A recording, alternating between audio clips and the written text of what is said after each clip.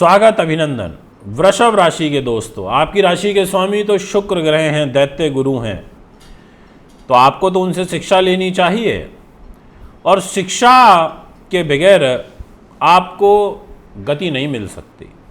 शिक्षा के बगैर आपका बौद्धिक स्तर नहीं बढ़ सकता। क्या शिक्षा से ये परिभाषा नहीं है कि आप टेक्निकल एजुकेशन कर लो, डॉक्टर बन जाओ, वकील बन जाओ, या बढ़िया ग्रेजुएशन वगैरह कर लो, इसी को शिक्षा बोलते हैं।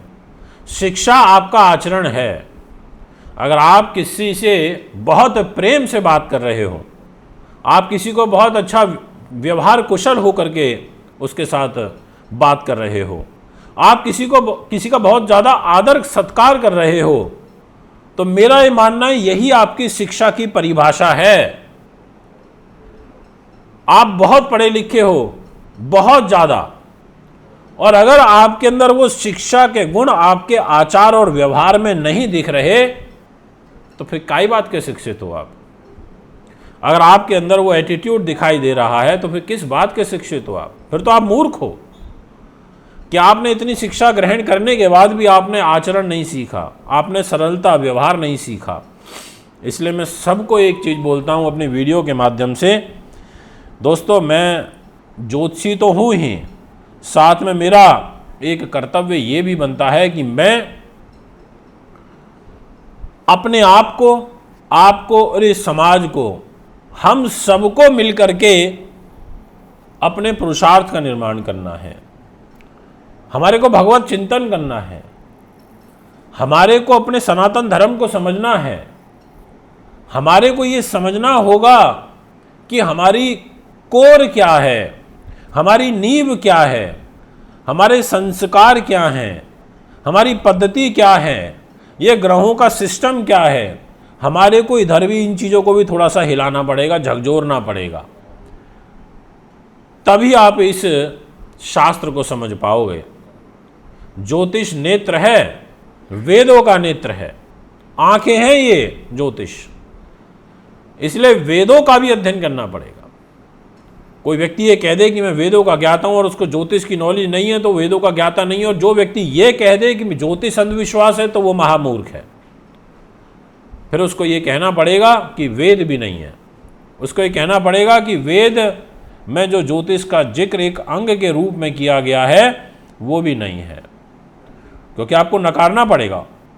अगर आप वेदों को मानते हैं तो आपको ज्योतिष को भी मानना पड़ेगा।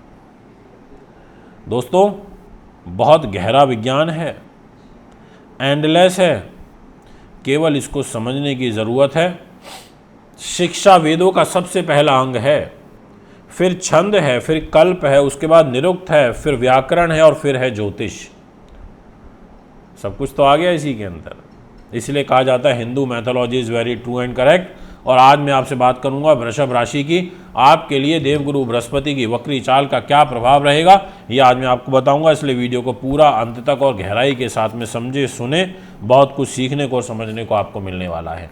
पूरे 118 दिनों के लिए, लगभग 117-18 दिन के लिए, यानी कि 31 दिसंबर 2023 की सुबह 8 बजे तक के लिए देवगुरु बृहस्पति अभी वक्र चाल में आ चुके हैं। और इनका वक्री होना आपके जीवन पर शुभ और अशुभ दोनों प्रकार के प्रभाव डालेगा, क्योंकि शुक्र आपकी राशि के स्वामी और गुरु के साथ इनकी शत्रुता है। तो ऐसी स्थिति में कुछ तनावपूर्ण परिस्थितियां भी बनेंगी।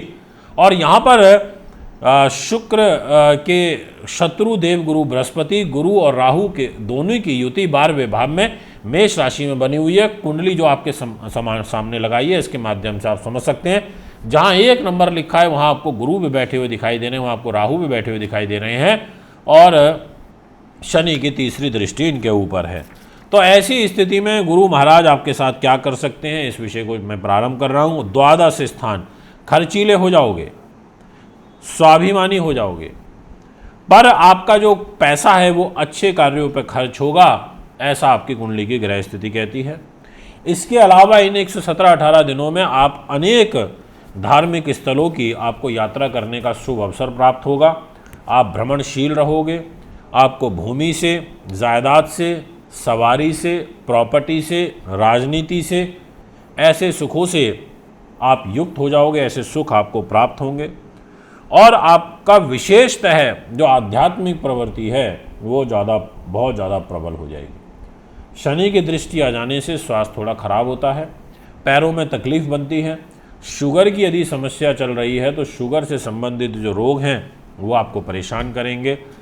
आपको अहंकारी प्रवृत्ति से बचना होगा, ये मेरी आपके लिए विशेष सलाह रहेगी। और जो दुष्ट प्रवृत्ति के लोग हैं इनसे भी आपको बचना होगा, ठगी लोगों से आपको बचना होगा।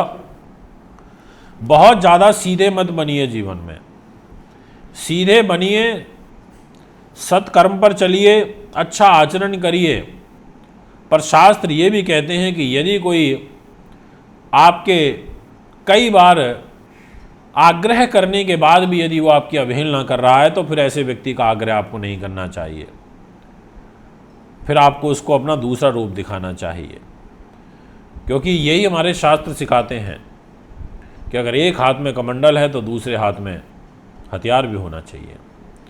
तो मैं आपसे यहाँ बात करना चाहूँगा वृषभ राशि के लिए। यहाँ तक की बात हुई, अब इसके आगे के विषय की बात करते हैं। देवगुरु बृहस्पति पुलिस केस मुकदमे रोग चोट शत्रु बाधा को देख रहे हैं, तो आपको थोड़ा सा यहाँ बच के चलना है दुश्मनों से, गुप्त शत्रुओं से। और बहुत सारे लोगों ने प्रश्न किया है कि क्या ये गुरु का और राहु का चंडाल दोष एक बार पुनः प्रारंभ होगा, तो मैं आपको स्पष्ट रूप से कह देना चाहता हूँ कि बिल्कुल भी नहीं होगा, बिल्कुल भी नहीं होगा। क्योंकि दोनों के बीच में डिग्री के लिए एक बहुत बड़ा अंतराल रहेगा, इसलिए आप चिंता ना करें। और देखिए, शनि की दृष्टि ज़रूर पड़ रही है गुरु महाराज के ऊपर, तीसरी दृष्टि पड़ रही है, पर शनि महाराज खुद एक केंद्र त्रिकोण राजयोग बना करके बैठे हुए हैं और एक शश महापुरुष राजयोग बना के बैठे हैं, और आपकी राशि के स्वामी जो शुक्र हैं उसके परम मित्र हैं। इसलिए शनि भी चाहेंगे कि मैं अहित ना करूं, मैं सपोर्ट ही करूं शुक्र के राशि वृषभ को। तो बस ये है कि जिन लोगों की धार्मिक प्रवृत्ति है उनके लिए तो बहुत अच्छा साइन है, और दोस्तों करना भी चाहिए। वो आगे आने वाला टाइम भी सारा धर्म कर्म से जुड़ा हुआ ही रहेगा। नवरात्रे आएंगे, उसके बाद अभी उससे पहले श्राद्ध आएंगे, श्राद्धों में आप अपने पितरों का ध्यान लगाते हो, है ना। सारे पितृ जो होते हैं वो पृथ्वीलोक पर आते हैं, और पितरों की शक्ति तो सबसे बड़ी शक्ति है, उनको तो सभी प्रणाम करते हैं। तो आप अच्छे सोच और विचारधारा के साथ आगे बढ़िएगा। आपका हित नहीं है कुछ भी, चिंता वाली बात ऐसी कोई नहीं है, ग्रह आपको सपोर्ट कर रहे हैं। एक बात आपसे कह देना चाहता हूं कि 28 तारीख को देवगुरु बृहस्पति अपना राहु के साथ में अलग हो जाएंगे, यानी कि राहु 28 तारीख को पीछे चले जाएंगे, मेष राशि को छोड़ देंगे, मीन में आ जाएंगे, और इनका यहाँ आना आपके लिए अच्छा रहेगा, बढ़िया रहेगा। तो फिर अकेले गुरु बचेंगे, अकेले गुरु आपकी कुंडली को ताकत देते रहेंगे। तो आइए अभी विषय को यहीं अभी रोकता हूं। एक बार पुनः आगामी कार्यक्रम में आपके बीच में आऊँगा। बॉम्बे आ रहा हूं मैं अभी 28 सितंबर से लेकर 2 अक्टूबर तक, वहां आप मुझे मिल सकते हैं। और 22 सितंबर को मैं चंडीगढ़ में आ रहा हूँ, वहाँ भी मुझे मिल सकते हैं। धन्यवाद।